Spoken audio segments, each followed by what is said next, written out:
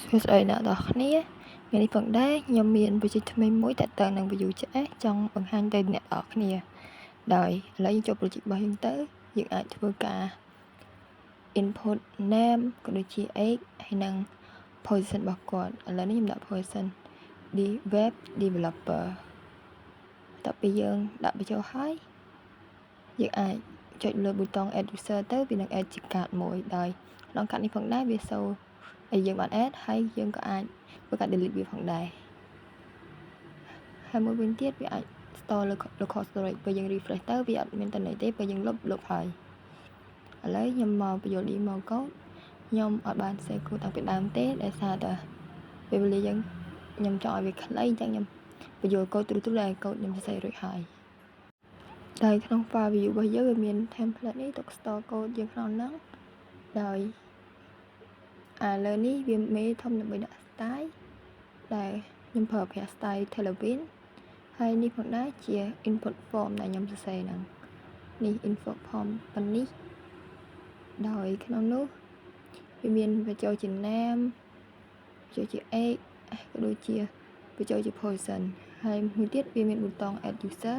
ដើម្បីធ្វើការ add ជា card នោះផងដែរហើយចំពោះក្នុង input មួយហ្នឹងខ្ញុំប្រើប្រាស់ V model ដើម្បី control input មួយហ្នឹងដែលវាជា name ជា ក្នុង position ឥឡូវខ្ញុំចូលដល់ការ save view របស់យើងដោយប្រើប្រាស់ក្នុង script ដោយខ្ញុំប្រើពាក្យ setup ដើម្បីឲ្យ code របស់យើង return auto យើងអត់ចាំបាច់ធ្វើការ return វាទៀតទេព្រោះយើង set ទៅវា return ស្រាប់ហើយអានេះផងដែរយើងប្រើដើម្បី control user នឹងដោយខ្ញុំបង្កើត variable របស់ user ធំនេះដែលវាជា object ដើម្បីដាក់ user មួយហើយមួយវិញទៀត new user នេះខ្ញុំប្រើដើម្បីបង្កើត user ថ្មីដែលមាន name មាន age និង position ហើយចំពោះ function add user នេះខ្ញុំធ្វើការ add new user នោះទៅកាន់ user របស់យើងអញ្ចឹងខ្ញុំដាក់លក្ខខណ្ឌវាទៅបើសិនជាគេបញ្ចូល name ក៏ដូចជាបញ្ចូល age ហើយនឹងបញ្ចូល position ខ្ញុំឲ្យ push ចូល user របស់យើងនេះខ្ញុំធ្វើការ push វាចូលទៅកាន់ user មួយនេះអញ្ចឹងឲ្យខ្ញុំ push name ដែល value របស់វាយកពេញពី new user name និង push age ដែល value របស់ new user age ហើយនិង position ដែលជា value ចេញមក new user នឹងដែរហើយកន្លែងនេះវិញខ្ញុំ set ឲ្យបន្ទាប់ពីយើងចុច add ហើយវាតម្លៃ input ហ្នឹងវា clear អស់វិញហើយកន្លែងនេះបើសិនជាយើងអត់បានទៅពេញអីមួយក្នុងចំណោម3ហ្នឹងទេយើងអាចចុចលើ button add ទេឥឡូវយើងចូលមកកាន់ function input form របស់យើងវិញនេះ model ដែលយើងចាប់ទិន្នន័យពី user ហើយclick នេះយើងដាក់ function add user យើងមិនហ្នឹងដើម្បីពេលយើង click ទៅវាដើរហើយមួយវិញទៀតនេះជា user list ដែរពេលយើងចុច add user ទៅវាចេញជា list card មួយដែលខ្ញុំសេក្នុង file ផ្សេងមួយទៀតនេះប៉ុណ្នេះដែលជា card មួយហ្នឹងដោយសារតើវាចាប់ទិន្នន័យចេញពី user អញ្ចឹងវាចាប់ពី file app.view អញ្ចឹងយើងត្រូវការប្រើ prop ដើម្បីទាញទិន្នន័យពីមេមកកាន់កូនអញ្ចឹងនេះខ្ញុំដាក់ប្រើ prop ដោយបង្កើត user prop user ហ្នឹងមកដែល type វាជា page object ហើយនឹង require true វាជាពីមេមកហើយពាក្យ user ដែលយើង prop មកនេះយើងដាក់វាមកយើងទាញ your name your age ក៏ដូចជា your position នៅក្នុងកាតរបស់យើងនឹងពេលយើងចុច add ទៅវាសូវកាតដែលមានតម្លៃនៅក្នុងនោះហើយស្រេច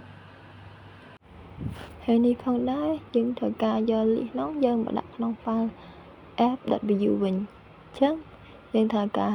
import វាយកមកដើម្បីអាចឲ្យមាន list នោះនៅក្នុង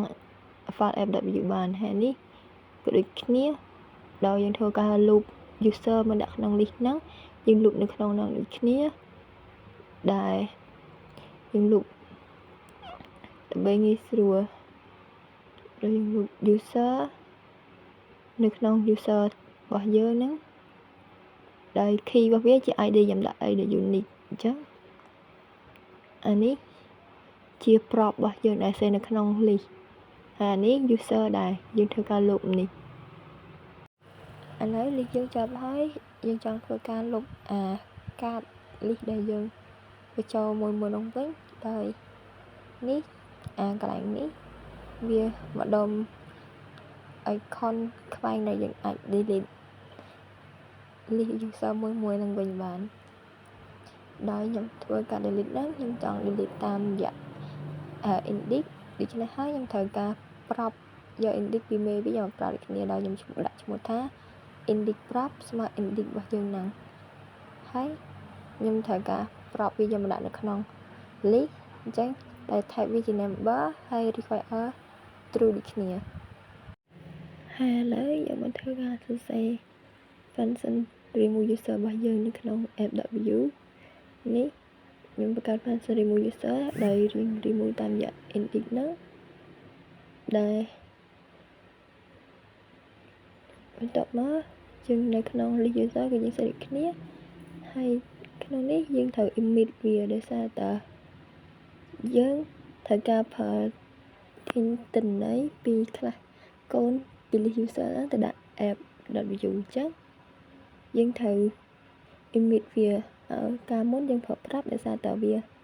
យើងទាញពីមេយកមកកូនឥឡូវយើងទាញពីកូនយកទៅមេវិញយើងត្រូវប្រើ emit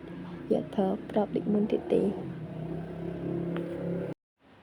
ហើយយើងត្រូវការសេ function remove របស់យើងហ្នឹង